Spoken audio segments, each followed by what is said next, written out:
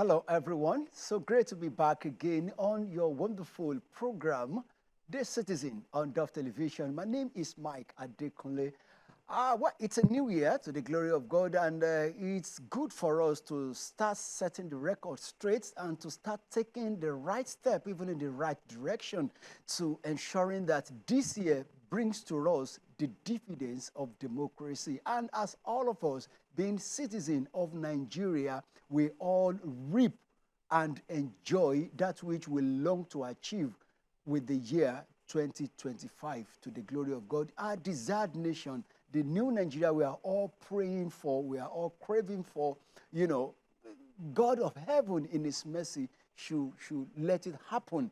And for us in RCCG, a larger percentage of our fasting and prayers this year is going to be focusing on praying for Nigeria. Though some in some quarters have jettisoned that to say that, well, it is not going to be about prayers. Nigeria becoming better, Nigeria becoming what we desire it to be, it's not about prayers. But then, everyone is right to his or her own opinion anyway, but then we are Christians, we are people of the Spirit, we understand things of the Spirit, and we know also that there is nothing that we cannot pray about. There is nothing too small to pray about, there is nothing too big to pray about, not even for a nation. So as long as for our nation, Nigeria, we should and we must and we will continue praying for Nigeria, because the Bible says that we should pray for the peace of Jerusalem. That is our own country, Nigeria. And those that love it, they will prosper thereby. So I think there's no issue praying for Nigeria. And if there's any issue in any other quarters, apart from praying for Nigeria, God of heaven, through prayers too, we help us attend to it.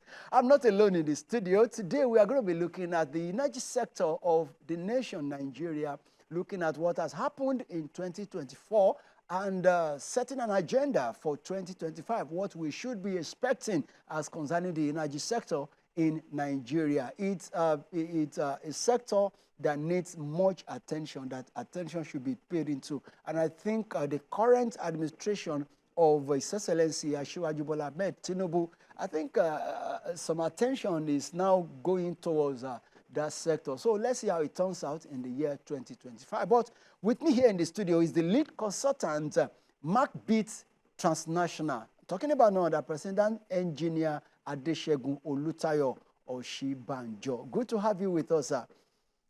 It's always a wonderful pleasure to be here. Thank you so Bishop much. Mike. Yes, I really appreciate it. And happy New Year to you. Happy New Year, my brother. Thank you so much. And Happy New Year to our Father in the Lord. Yeah. He has promised us, Yeah. I mean, God through him has promised us a wonderful year. Yeah, that is going to be a year Baba of landmark. Adeolu has said it will be going cooler. Yes. And most particularly after the 100-day fast, it will be things will start getting better. Things will start getting better. I believe so strongly. I do. I hold on year, strongly to that as well. It's going to be a good year, By God's grace. It's going to be a good year. By God's Very grace. wonderful By God's grace. year. Okay, so there's a lot to look forward to. Yeah, by the special grace of God. January 31st, 2025, the House will be, passing the bill on the budget for 2025. So, what's your take on that? And looking at the energy sector, are we expecting to see good news or to hear good news as concerning the energy sector this year? So, help us, take us through what we witnessed in 2024 okay. and what we should be expecting come budget allocation towards energy sector. Okay, I'll start this way. President Tinubu's energy sector takeoff. Yes. We won't be tired of that statement. This honestly, we will never get tired of that statement. This is the most daring president I have ever seen in the history of this country. Most daring. And he gave us one promise that he's going to hit the ground running from day one. Yeah. This he really did in the energy sector. With that is daring speech. Fuel subsidy. Unforgettable statement. I tell you, fuel subsidy is gone.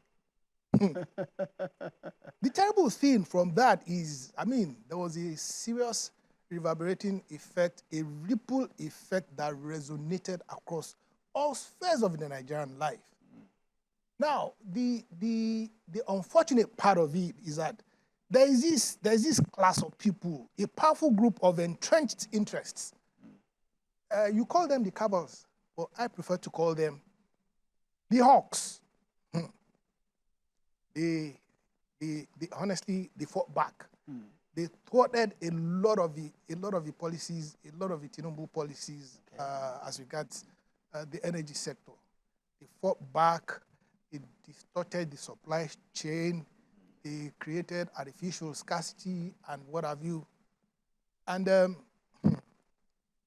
it got so bad that they were really going to render the government very ineffective. And President Tinubu was true to his words. Omo Baba Olodo there as always. Yeah, he was able to also push them back with a lot of policy regulations as well. And right now we have some good reprieves coming our way, and things are beginning to gradually take shape. Most importantly now, if you would see, now we're having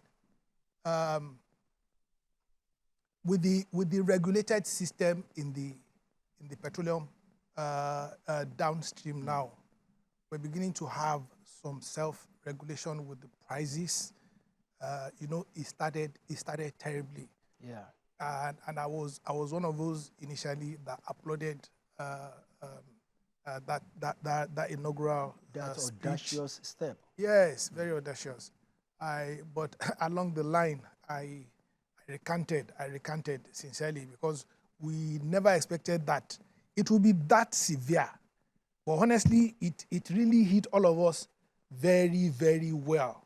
But at the stage at which we are right now, should we then say that the pain we went through in 2024, yes. 2025/2024, sorry, 2023/2024, can we say now that the pain worth it with what we are experiencing right now?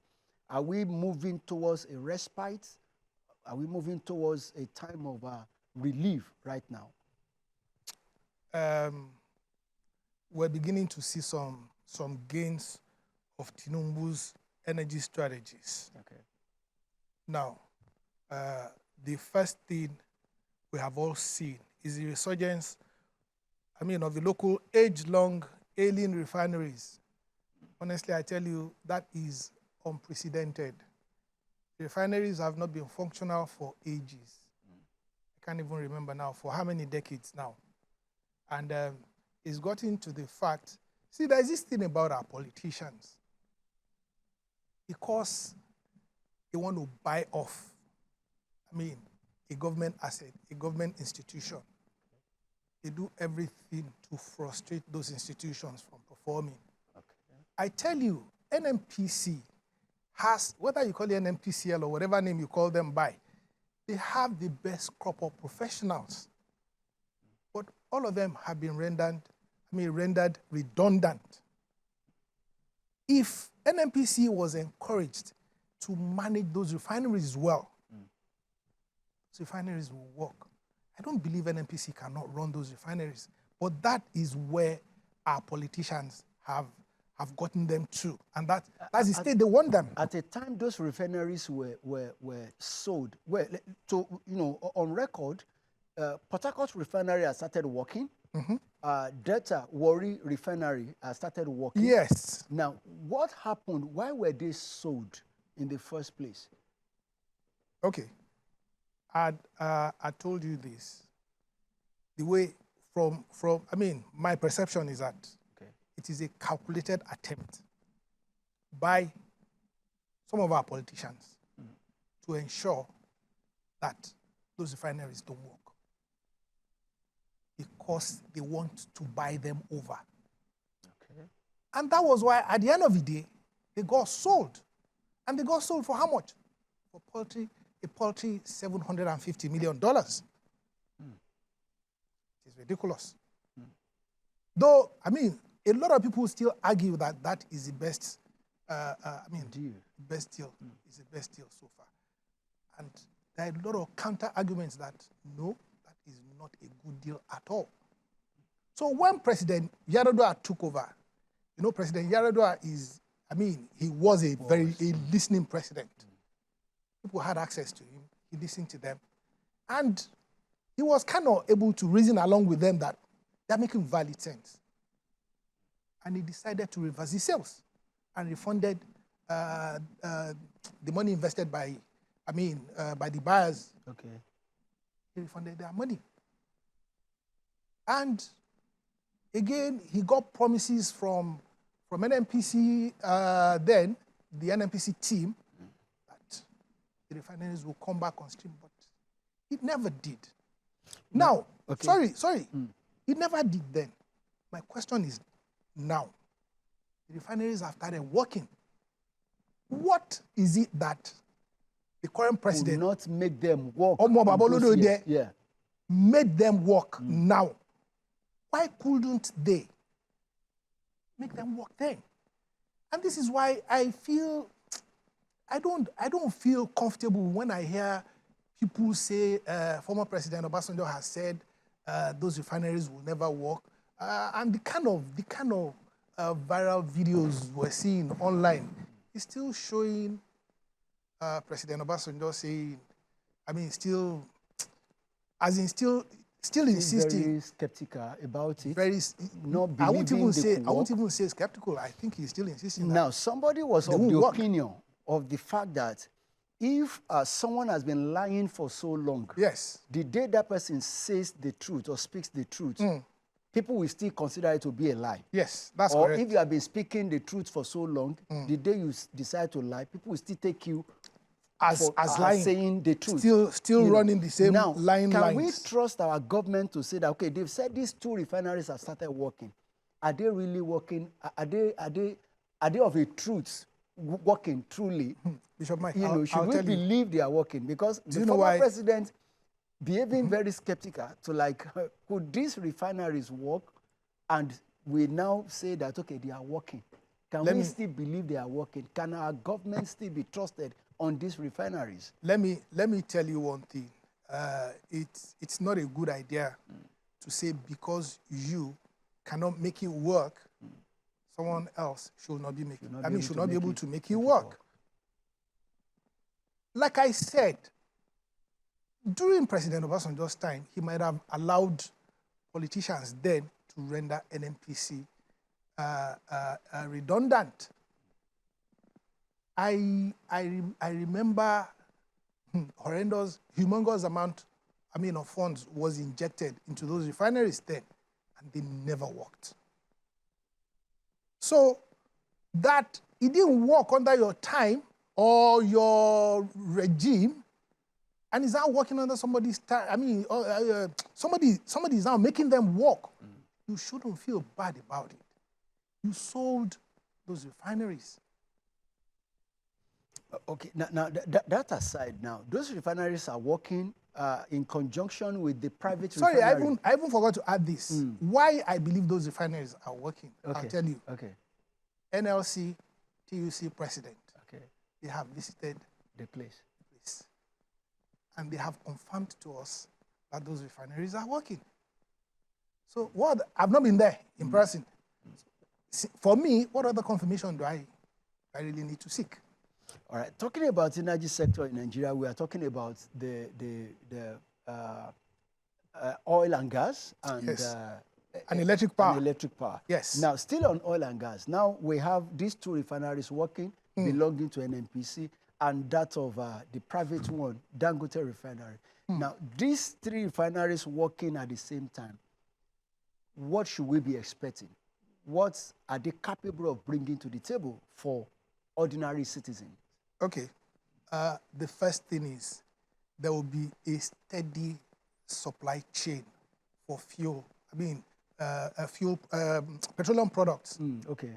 The steady supply. The supply chain. And of course, to mention or to corroborate that, for the first time in a long time, that during festive period, Christmas and New Year, no queue at any filling station across the nation. I'm telling you, for the first time in a long time. That's why I tell you, this president has been a very daring president for the first time in a very long time, just to corroborate what you're saying. There have been no, see, at those, it's always a Yuletide. Okay. There must be scarcity. There must be fuel queues, long queues at all filling stations. Some will not even sell fuel at all. But at this time, all that disappeared. That's why I said there will be a steady supply chain of fuel to everywhere. Okay? And not just that, as it is right now, we're beginning to have, we started with escalating prices that were even shooting through, the rooftops. Now, there's beginning to be stability in price. It's beginning to get self-regulated because these local refineries are coming back gradually. And I think motorists, people could choose for themselves. Like yesterday or so, recently, I drove into a filling station to buy fuel, and I asked, how much? Yes, and they said 1,150. Okay. 1,150 naira. I said, really?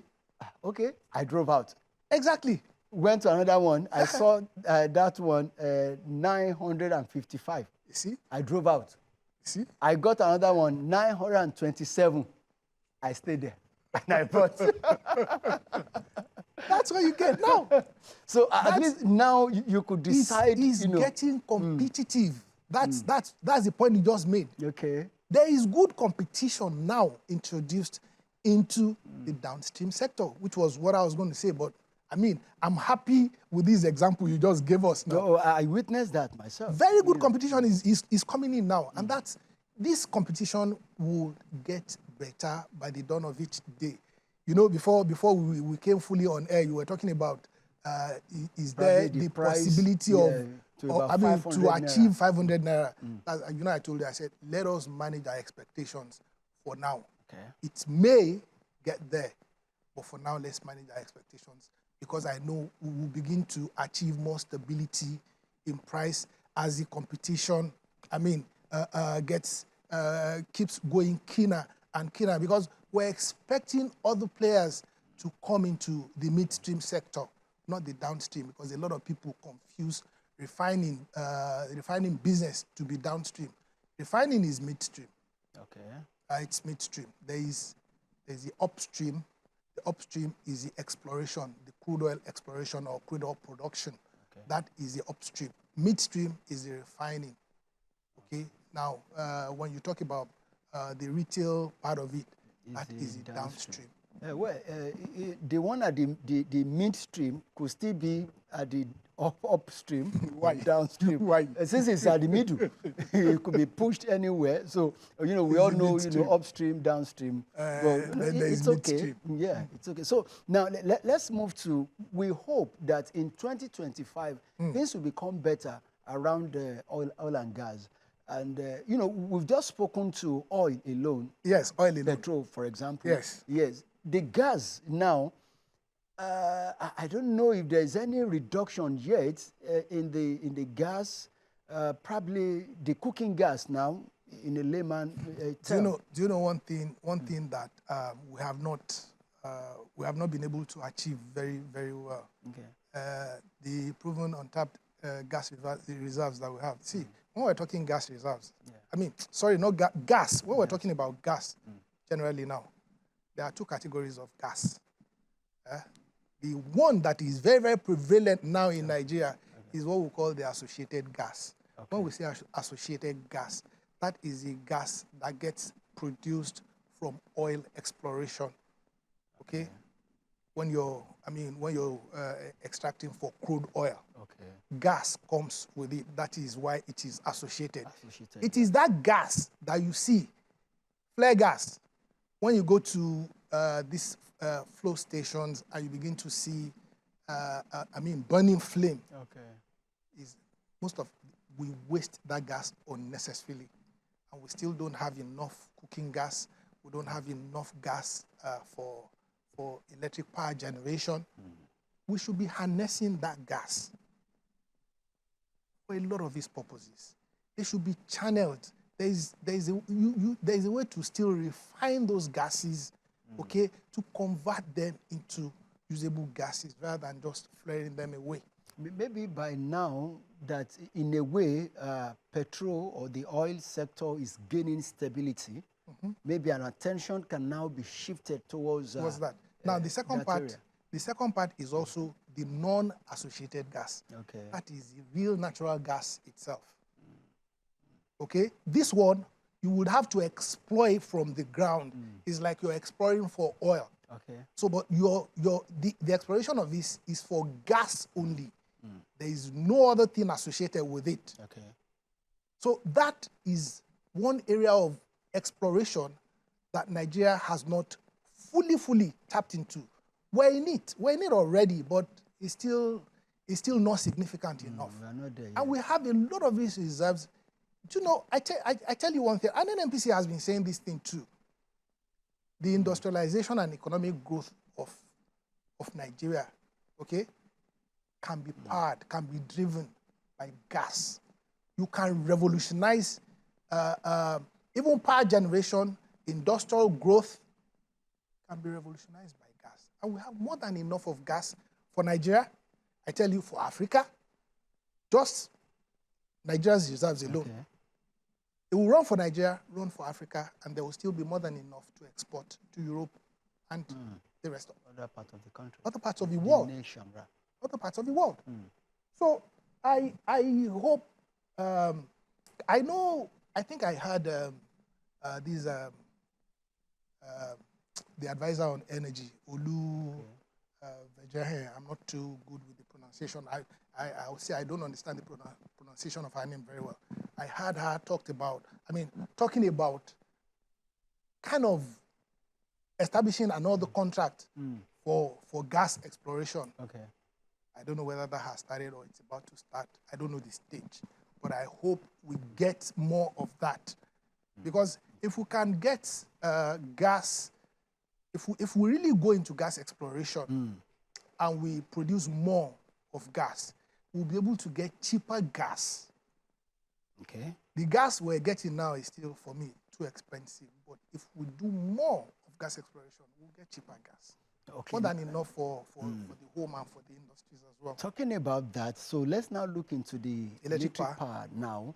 Okay. Though we'll be going on a break very soon, I just want you to, establish something, a thought around that area.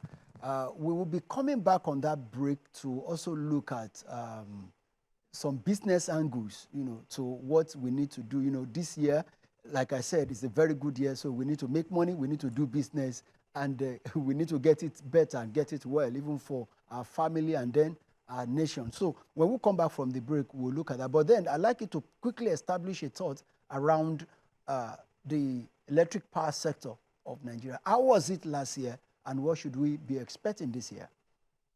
Last year, yeah, a lot of strides too were made in the electric power sector. Of course, starting with the quick accent of the president to the Electricity Act 2023. That was, he dealt with that quickly, and that was done with the intent to revolutionize electric power supply in Nigeria as well. Okay. A lot of us were hoping that the state governments will really tap into that, but the states have been slow in responding.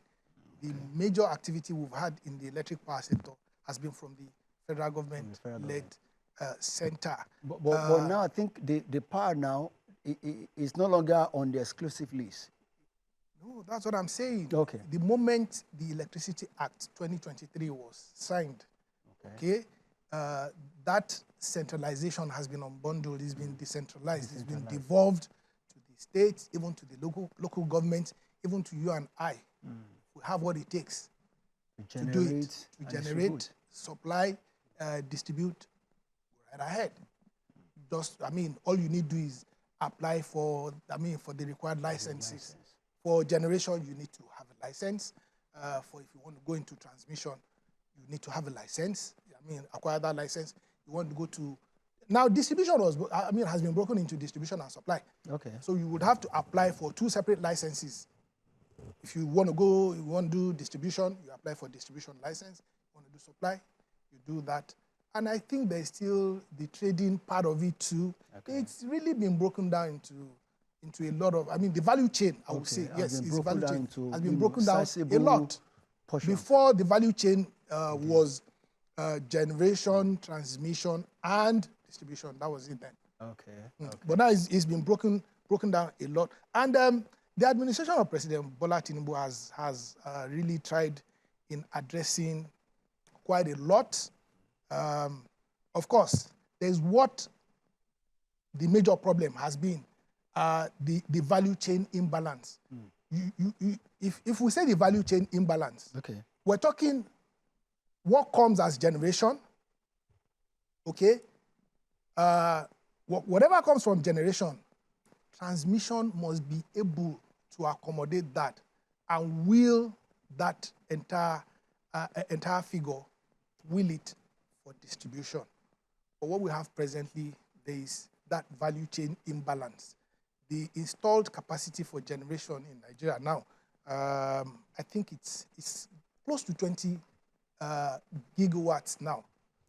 Last year, 2024, we experienced several grid collapses and all that. Should we be expecting that in 2025? Because whether I'm licensed to generate or not, if the grid collapses, I think it affects everybody. Does it mean that? We have a centralized system right now. Okay. Now, when you generate, now you send it to the center-led transmission grid. Okay. From all the, we have a lot of generating stations scattered across the country. Yes. There are the gas, there are the hydropower, there is thermal, this, that, everywhere. So when they all generate, they send it to the center, the transmission grid. Now, it is the transmission grid that will now distribute to all the various discos. That's what they call them. Okay. So it's those discos now that will now transmit to our various houses. Now, once there's a problem with that center, then we all don't get probably the load at the center is getting too much or is much already. That's why the collapse is happening, or there are saboteurs around. But you help us make sense of that when we come up from the break. We will. All right, viewers, we are due for a very short break right now. Kindly stay tuned. We shall be back. And like I said earlier, after that, as we return from the break, I'll be bringing in an expert in area of economy so that we can also look at what we need to do also as an individual, as citizens, to also better our life in the new year 2025. Please do stay tuned. We shall be back. Welcome to a platform for a robust, inspiring, and engaging conversation in the world of politics and governance, business, education, and more, and concerning you as a citizen and your civic responsibilities. Watch The Citizen on Dove Television at 1 p.m. every Tuesday, West African time, and we repeat broadcast every Thursday at 11 p.m. The Citizen, we are all in this together. Welcome back from that short break. It's still The Citizens on Dove Television. And of course, we'll be looking at the energy sector in Nigeria, talking about the oil and gas sector, then the power sector, electric power. So Engineer Osibanjo has been making us see and, preparing our mind for what we should be expecting in 2020. And before we went on the break, we were talking about the grid collapse and all that. And you mentioned that we need to also note some certain things as regarding the oil sector. So please, I'd like you to go on. Let's quickly take about 5 minutes to tidy up that. To tidy that up. Okay. Another daring thing that President Bola Ahmed Adekunle Akombi Tinubu that he has accomplished is revolutionizing oil and gas management. Okay. Now, that is NNPC's remote monitoring system. Okay. This is a technology that most of us have been canvassing that the NNPC put in place to monitor and control all oil exploration fields in Nigeria, across the Niger Delta and where have you. Okay. this is a technology that has been there for a long time. And we But not in use. that is it. Saudi Arabia had shown us this example, this experience, they had shared with us, but no government had the will to put this in place. And this is why I say this man is very daring. So this monitoring system now, what aspect of the petroleum sector does it monitor majorly? Because I'm coming at something. Okay. Now, it measures every oil every oil exploration field, every crude oil platform. Okay, at the exploration stage. Yes. To avoid... they see everything. Okay. And this means this will be bye-bye to what you call crude oil theft. Okay, but now my concern now because is, everything will now be, under the purview. On their radar, they can They monitor do this it. in the comfort of one control room. Now that is done. What has been put in place to check the exportation, in a way, illegal exportation outside the country into the neighboring countries, Cameroon, Niger, Benin Republic and others, through all these tankers? Had that been copped, or what has been put in place to keep that? That's where I'm coming at. If you're able to have an aerial view, a pictorial view of your oil exploration fields, then nothing can happen without you seeing them. Those in that control room will see what is happening. It covers not just the fields, exploration level, it covers the pipelines as well. Okay. So when all pipelines are covered, when you see them aerially and you can monitor them from the comfort of a control room, will you not see somebody? If you want to do bunkering, that means you have to tamper with the pipelines, the pipeline installation. So there is no way you will do that now. You do that tampering now, somebody will not see you from that control room. That's what it means. The concern around bunkering is still there. I think over the news recently, some people were caught along a certain border, having this refined petrol in, gallons inside sack, packed in sack and all that. They were caught in We're talking about crude oil theft now. Yeah, it's part of it. I explained to you, there is the upstream, there is the midstream, there is the downstream. What you're talking about now is downstream. It is not covered by, by this control room that we're talking about. This control room covers only the upstream, and that is crude oil platforms and the oil pipeline installations. All right, it's still relatively new. Okay. It's still relatively new. So it will take some time for it to really get stable. Ground. So by the time it gets stable, then I think we should say bye-bye to oil theft. The concern before was the fact that a subsidized petrol for Nigeria are being exported out. I think that was the concern before. And now that there is no, what's it called now, subsidy any longer. Yeah. So I think what we might be seeing now might be just petty bunkering and all that, which could still be curbed in a way. Okay, away from that, I'd like you to, maybe we should come back to the conclusion on power sector.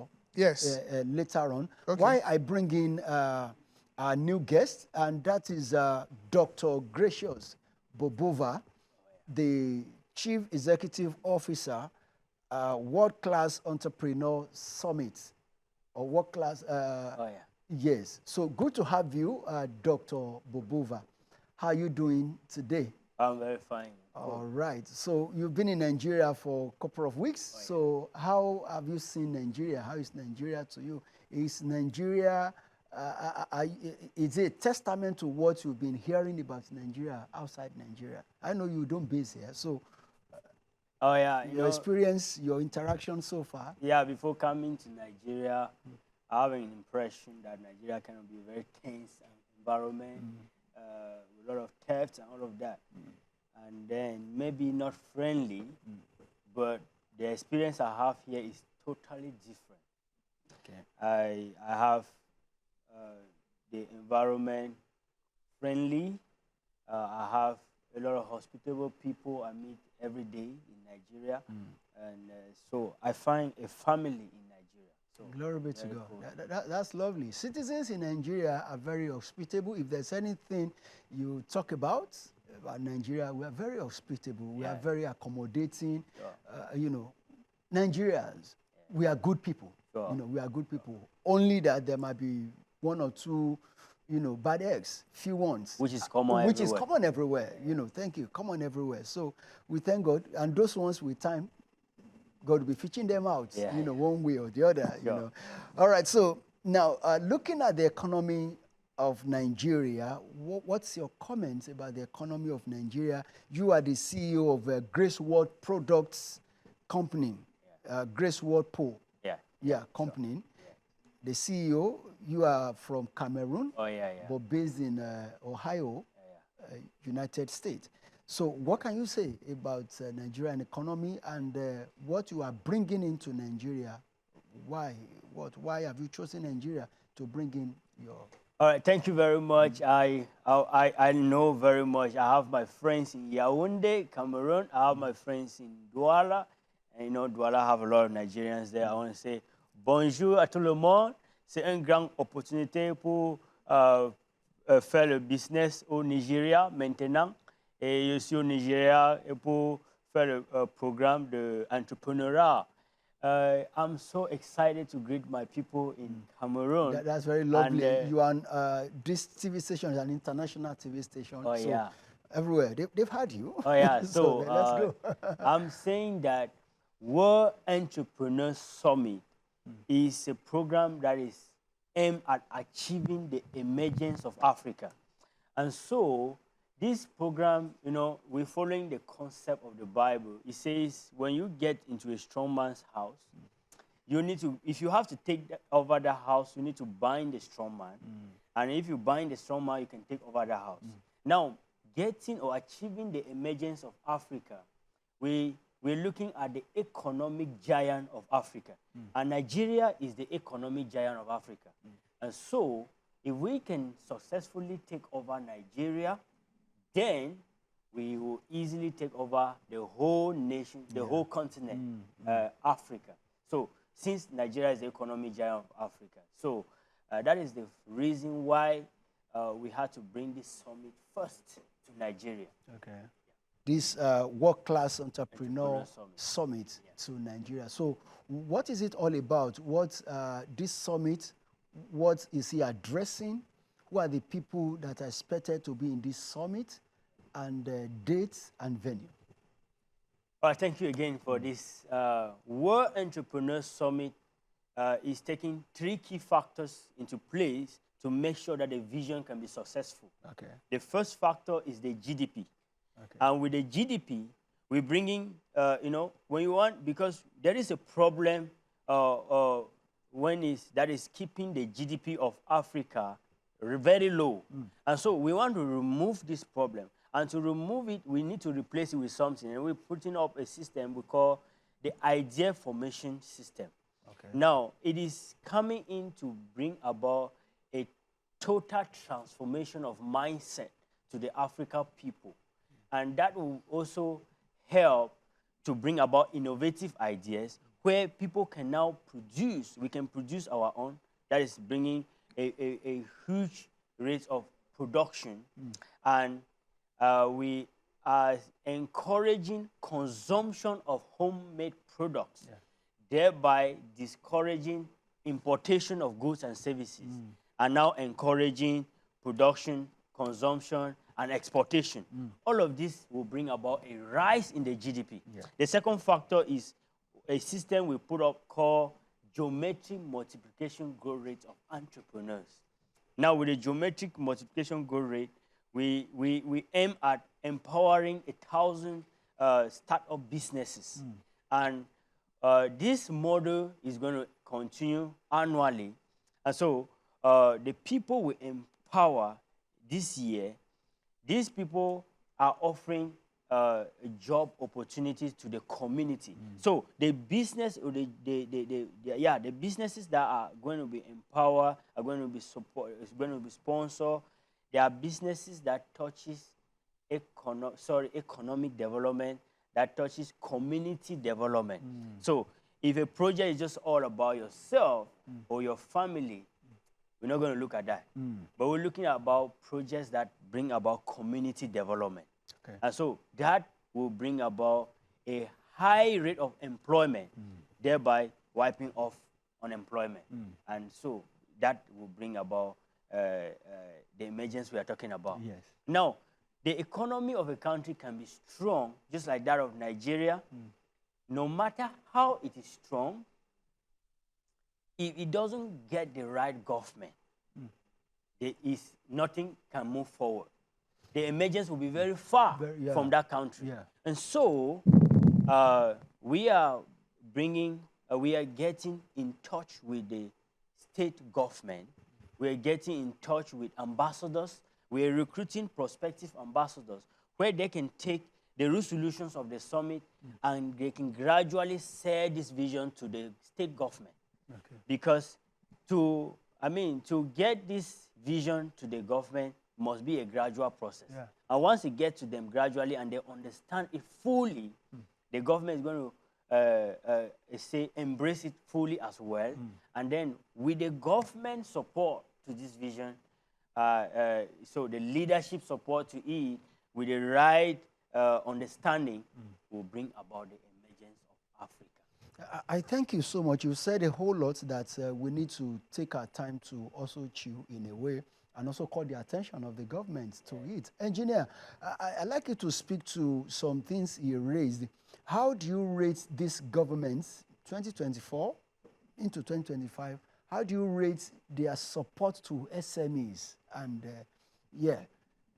in a way of encouraging homegrown productivity? I believe in some of our previous programs we have spoken to these aspects where the government needs to be very, very intentional about, directing efforts at SMEs. The greater part of the borrowings that we're doing right now is better expended on SMEs. We need to grow our GDPs. We are a consumer society, and if we do not move away from consumption to being a manufacturer, we need to be able, don't let me say manufacturer, but producer now.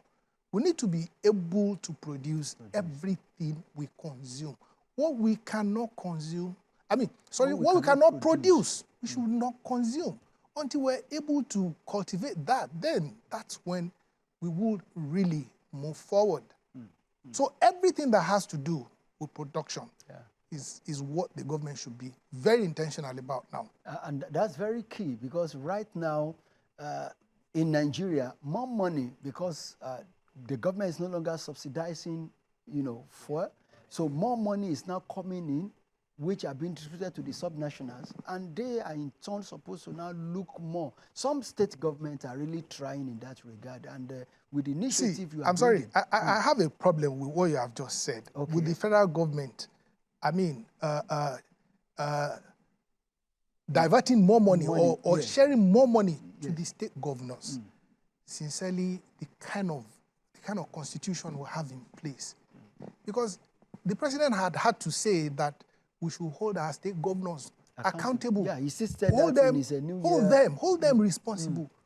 Where in the Constitution is that provision for the citizens to hold any governor accountable or any political office holder accountable? It's a very big constitutional lacuna. They should stop saying that thing, because there is no means for us to do that. The governors are emperors, whether we like it or not. Even the president too is an emperor. Who can hold the president accountable? Who can hold any governor accountable? There have been lots of debate that probably we'll give another day to talk about, debates around running parliamentary system, that too much power has been concentrated on the executives and all that. Yes. And our governors, they are becoming emperor, just as you said. No, they are emperors. I never said they are becoming. They are emperors. Just as you said. It's the truth. I know it's a process, and with time, we are going to get there. By the special grace of God, it's a process. We'll get there. So now let's get back to this summit right now. So what is the benefit of this summit to those that will be attending, and you have not told us the date and venue. Oh, yeah. For the dates and the venue, we will be having the whole summit taking place in two event centers, because there will be the summit itself and there will be a post conference. Okay. So the post conference will be holding at Sheraton Hotel. Okay. And then the summit, or the whole summit itself, is going to be holding at Landmark Event Center at Victoria Island. Okay. So, you know, Sheraton Hotel is in Ikeja. Yeah. I already know a lot of places in Nigeria, in Lagos right in now. few time you're around, okay. Oh, yeah. So, the program is coming up from the 24th to the 25th of February 2025. Okay. So, 24th and 25th of February 2025. Yeah.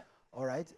The summit is taking place at Sheraton Hotel. Yeah, Sheraton Ikeja. Hotel, Ikeja. All right. What time?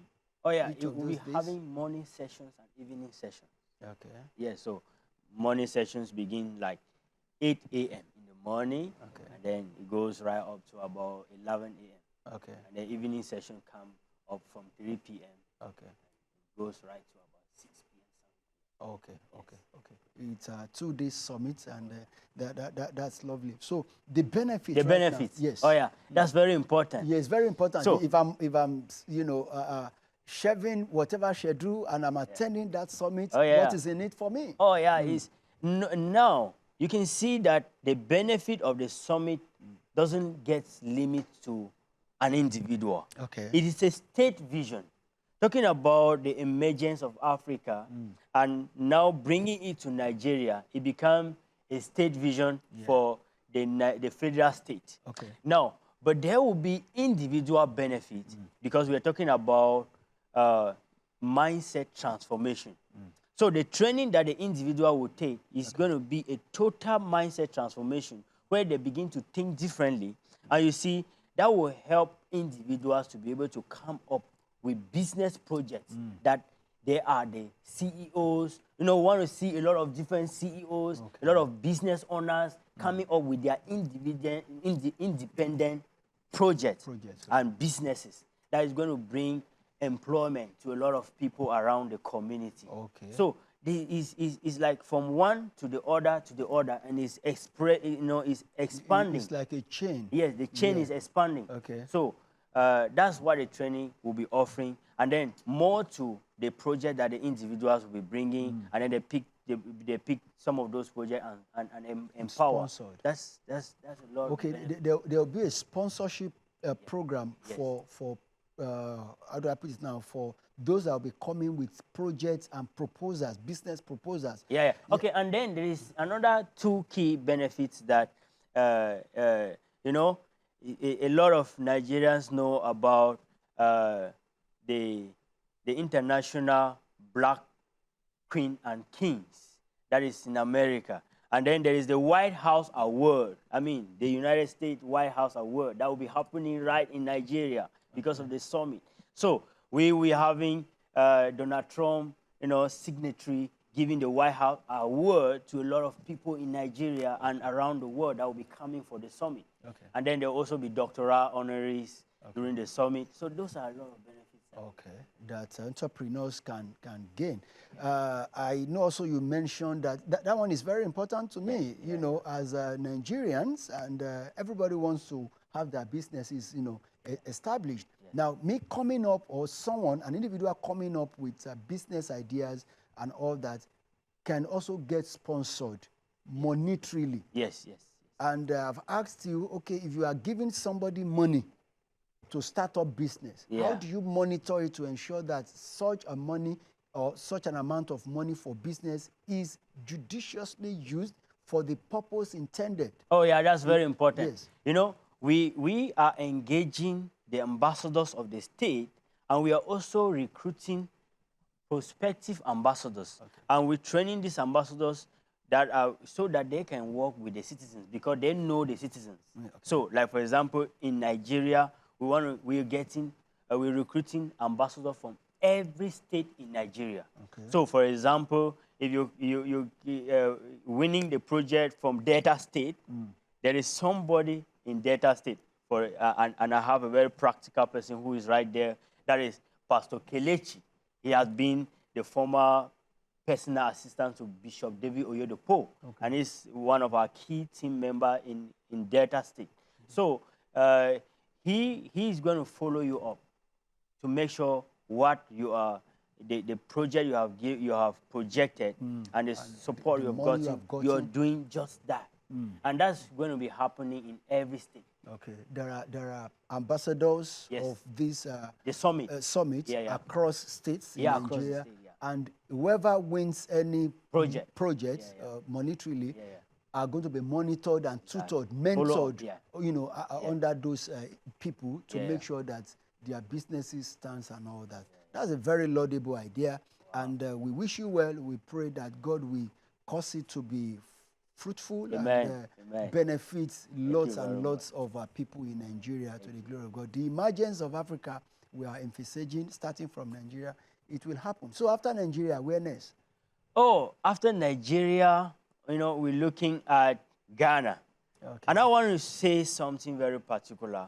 We have some fathers that have tailored this vision, and I'll talk here without mentioning them.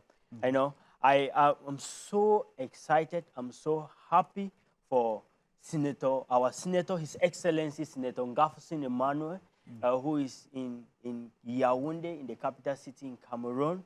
Probably has been watching me at this time. I want to say we are so grateful for tailoring a vision like this with Professor Shu Daniel. We want to say a very big thank you to Professor. We want to say a very big thank you to Bison Brigade, who's been working with a team. And I don't want to forget Apostle Frutamu and Reverend Hezekiah.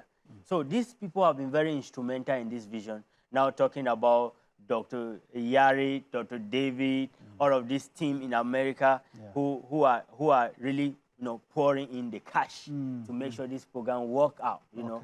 So we have Dr. Angela Harris in Georgia, in America. We have Dr. Kit Yari in Washington, D.C.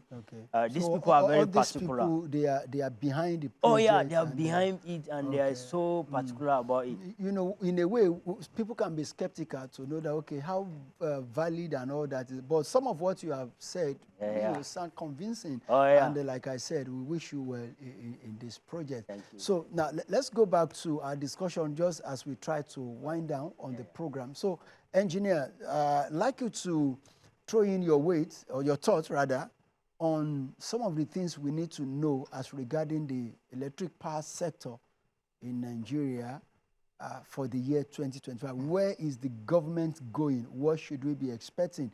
Grid collapse as usual or something positive? Let me quickly run us down as we have run out of time already. Anyway, there have been, like I said, the Electricity Act was quickly assented to. Then there has been some notable incremental increase, in the stability, even in the level of power generated and stability, but unfortunately this is beginning to go down again. The unserved population is still there, left unattended to, even the underserved. But I tell you, again, quickly, what the government has done in addressing the electricity value chain imbalance, I know for generation, we still have a good level of generation that transmission has not been able to meet up with. So the government is trying to see how transmission is able to wheel the power generated entirely. So this is exactly what you hear the Siemens project or Siemens agreement. That is what Siemens agreement is all about. Now, for the distribution that was just newly signed, that's of course to also upgrade and expand the distribution network. That's between between Elsewidi and Power China. That contract is to handle that. Now, reducing payment collection loss and energy theft, that is another area where government plans to roll out electricity meters nationwide. And MaakBeat Transnational has been trying to assist the government in these regards, but we still have not been able to get the green light from them. Now, increasing revenue, we're all aware tariff has been increased. Yeah. But how well has this tariff increase? How well has it addressed the issue of liquidity challenges in the power sector until we get to see what the ATC and C losses, what the figures are? That's when we'll be able to really say that. Now, I tell you one thing. You talked about, we have, for this year, there are 4 quick things that the government has to look into. The urgent let's stables. quickly look at those 4 things in about 1 minute. Our time is up already, but just in 1 minute, let's quickly look at them. The urgent stable has expanded from 2 to 4. The first one, which is CBN, that has been cleansed. NMPC, whether we like it or not, must be probed, audited, cleansed. Again, the electricity value chain has grown beyond the Minister of Power. There is a need for the federal government, the president himself now, to audit what is happening in the entire Nigeria electricity value chain, because a serious fraud was uncovered by the Prime Minister himself in Benin. Then the 4th one is the solid mineral sector itself. That has been hijacked by the powerful Nigerians, the hawks, in collaboration with foreigners, where you now begin to see airplanes flying into Zamfara Forest to airlift. I think recently now they lifted ban on the exploration of mineral resources or mining in Zamfara State. Well, we can only wish our government well, keep praying like we said. And some of these things we are talking about, we hope they listen and they take them to heart. We believe that 2025 things will work better for us, you know, in comparison to previous years. I must thank you guys for your time with us. Dr. Gracious Bobova, thank you so much.